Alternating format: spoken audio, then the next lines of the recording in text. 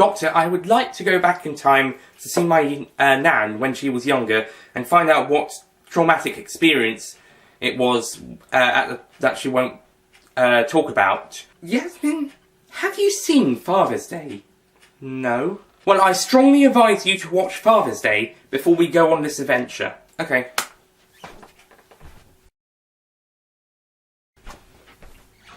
Okay, Doctor, I've watched Father's Day and, well, I promise I will not try to change time. I just want to see her, I just want to talk to her. Just want to meet her and find out what happened. Okay then, let's go. So, this holy fan you witnessed died 3 years ago, you say? Well, 2.5, give or take. That is correct. But if you didn't kill the holy fan, who did? Allow us to show you. I can't decide whether you should die or die.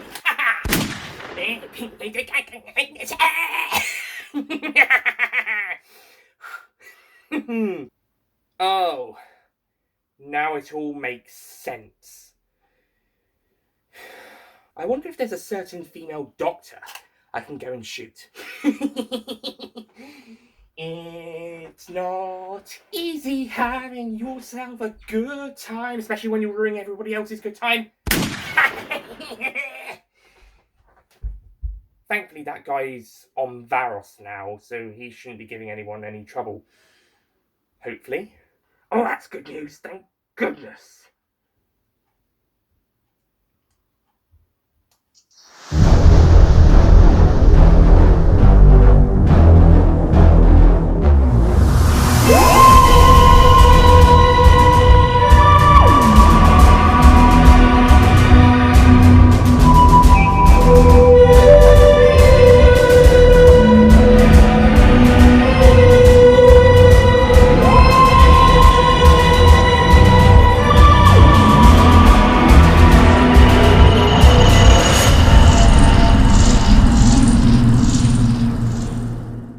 Hello ladies and gentlemen, Nick here and welcome to my review or revisitation review of Doctor Who Series 11 Episode 6 Demons of the Punjab.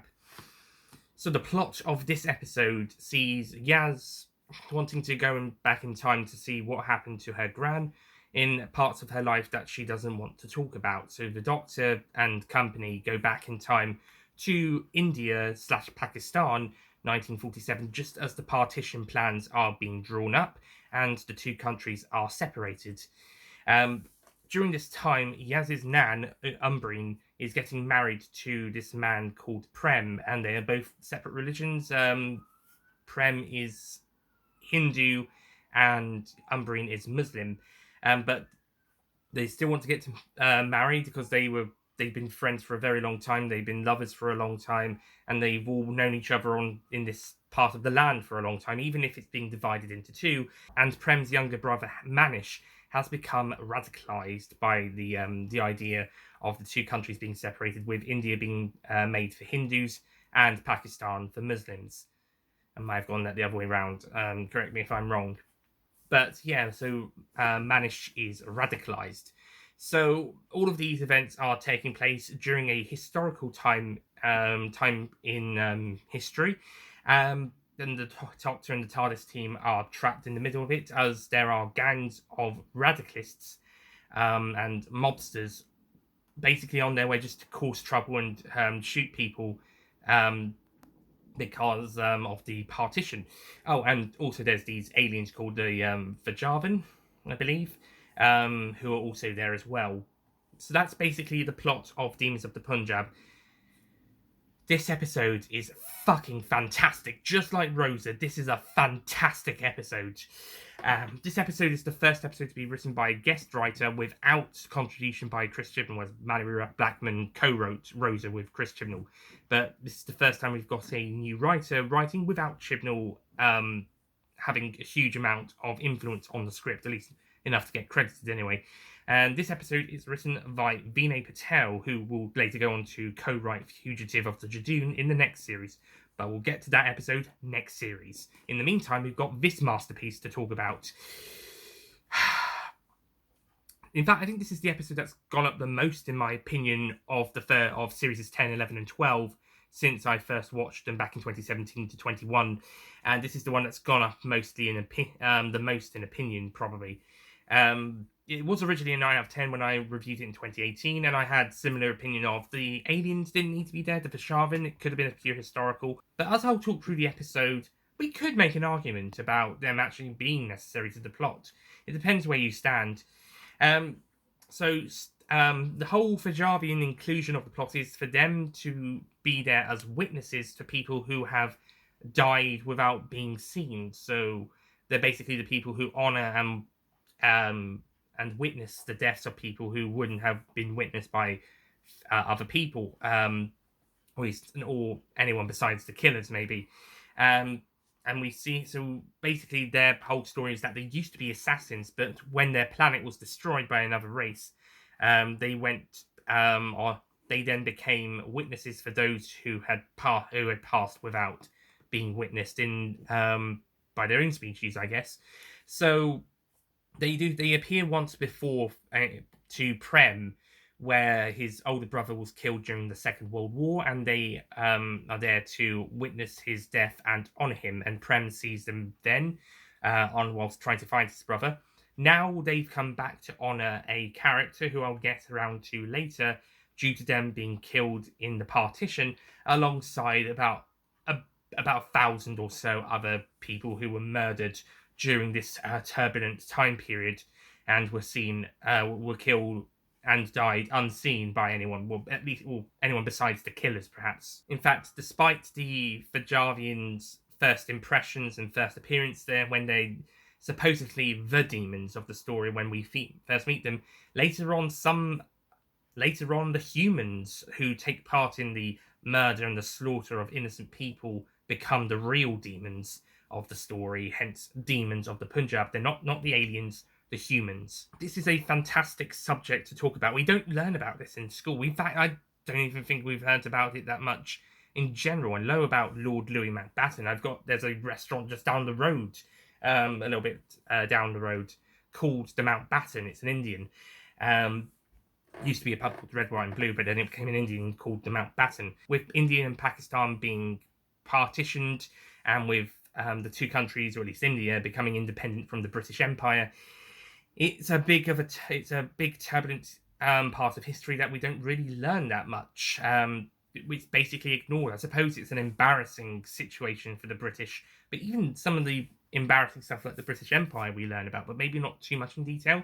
I guess it's sort of shameful for us in our history, but we've got to learn about the shameful stuff as well as the unshameful stuff. So yeah, we've got a lot to answer for, and this is just one of them. And but that being said, it is ordinary people in India and Pakistan going around killing everybody because of this partition.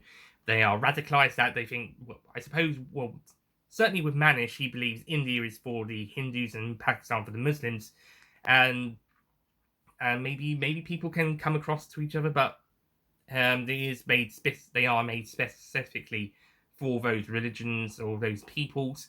And Prem doesn't agree with that. He thinks the land should be for everybody, which I agree with. I think Prem is the smartest character in this story, after the Doctor, obviously. But yeah, he's also my favourite supporting character, which, spoiler alert, he is the one who dies at the end. So that's very sad. I really liked Prem. He was a great supporting character. And it was such a shame to see him go. And what was worse is, like with Rosa, the main characters knew he was going to die. Once the Doctor came back after talking to the Fajarians about it, she had to inform the companions, and they knew he was going to die, but they still went ahead with the day's events before that happened anyway. Just like with Rosa, they just got on with it, but they didn't want to. They don't like what was going to happen, but they got on with it anyway. It's especially hard for Yaz, as Umbreen, it was her gran, and this is a husband that she married, albeit was only married for like an hour or two, just before he was killed by a fellow. Actually, he was another soldier in the war that they fought with. I'm not sure if he was an Indian or Pakistani. I suppose Indian, because they went after the Muslims. and Umbreon and her mother had to escape. This whole episode is supposed to be the Yaz character story, and whilst there's some good parts in it, I think she does get a little sidelined in some places. I mean, earlier on, she gets some great stuff with her gran, and then later when they time travel, when she meets her younger gran, and has a moment with Graham, kind of reflecting about this and not telling her everything. But after that, she's kind of sidelined a little bit.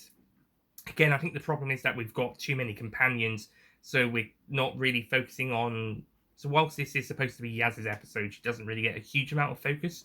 But she does have her first great scene with Graham, which we'll have a few more of in the next series. And also, it's pretty great to see Ryan team up with the Doctor for a change in this episode, as opposed to with Yaz with the Doctor and Graham and Ryan together, as we see in more of the other episodes. It's pretty interesting to see that dynamic together. I also really like all of the supporting characters. I've already talked about Prem, but Umbreon's also really great, as is her mother, who believes that Prem's family is cursed, and Manish, who is the radicalist and ends up being the main villain of the story, being the one who murders this Sikh guy who's going to marry Umbreon and Prem, and also teaming up with these rebels, who then, one of whom does kill Prem. I wonder how Manish felt about that.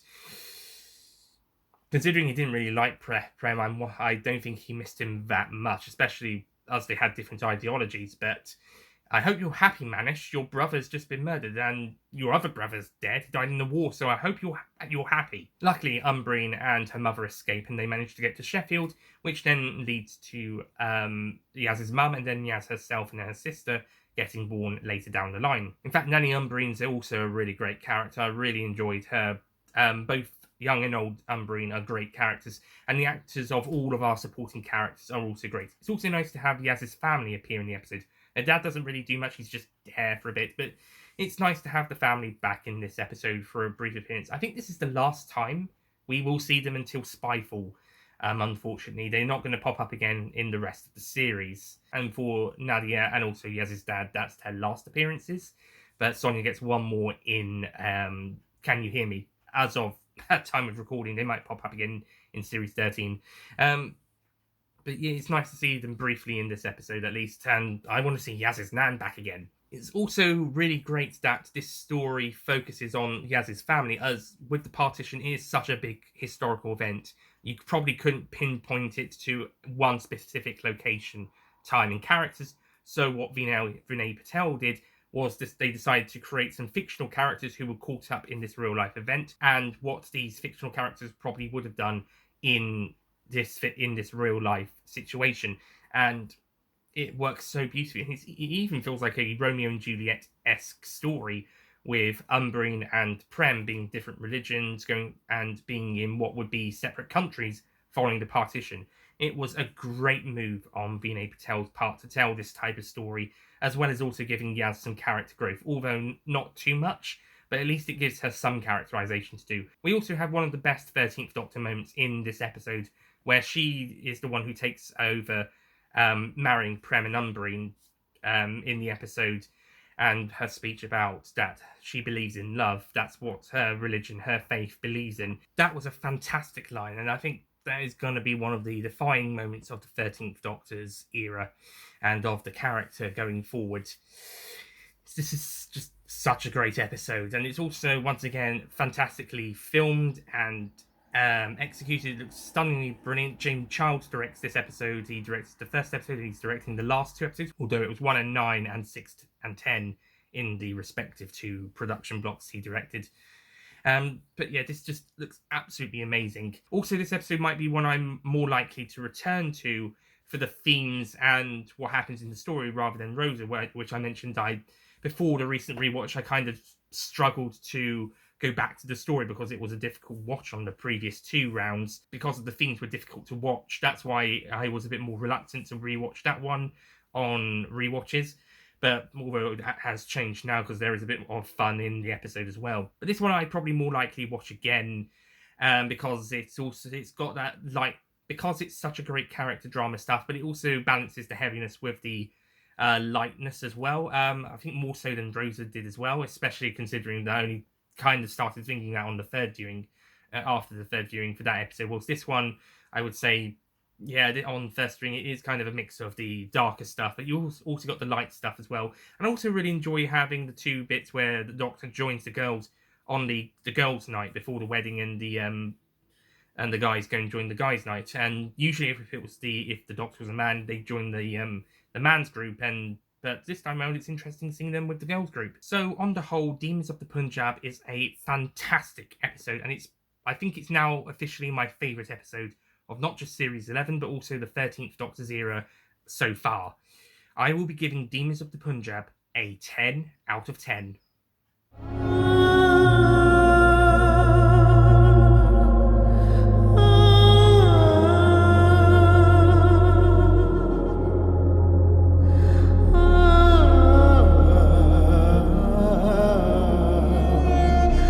Yep, this is a fantastic episode. When I originally gave my 9 out of 10 score in my original review, it was mainly because of the the aliens' presence. But over time, I thought actually their presence in this story doesn't really damage this story that much. In fact, it's actually okay. And then after watching this one, yeah, it actually does kind of make sense why they're here. I mean, you could get away with not having them in the story, but you can kind of also get away with them being in the story as well. So yeah, it's still a fantastic episode, whether you have the aliens or not. But I think the aliens kind of help in this angle of the story. But if we were to go to a pure historical, it would also work. Either way, this story is fantastic. So yeah, it doesn't matter whether you go for a pure historical or a pseudo historical, it's still going to end out fantastic. So yeah, and that's why this story is not just been promoted to 10 out of 10, which is what I've decided on reflection before rewatching, but because it would have worked as a 10 out of 10 either way, then it's my favourite episode of the series and has now become my favourite episode of the Whittaker era. And before we go, a shout out to my good friend Matt Moyer from the Universals, who actually wrote about this episode in the it says January 2019, but it came out in January 2018 issue of Doctor Who magazine, issue 533, which came out in this packet here.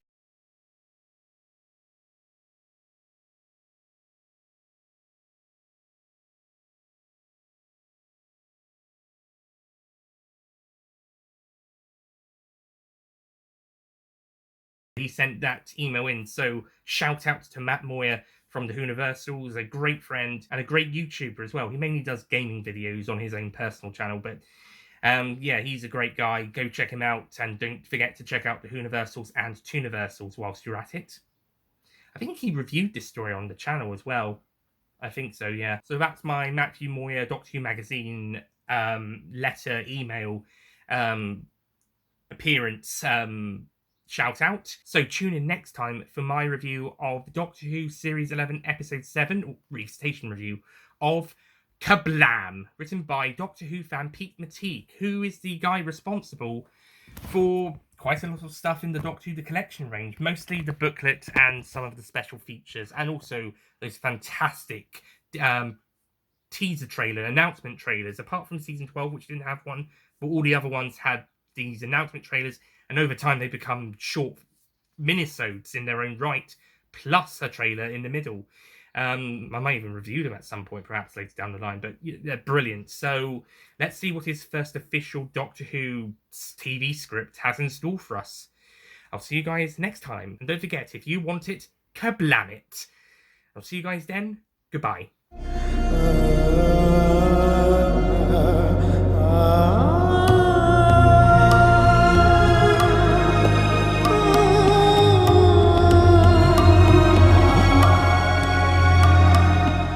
Don't forget to click below to subscribe to the Nicholas Payne YouTube channel.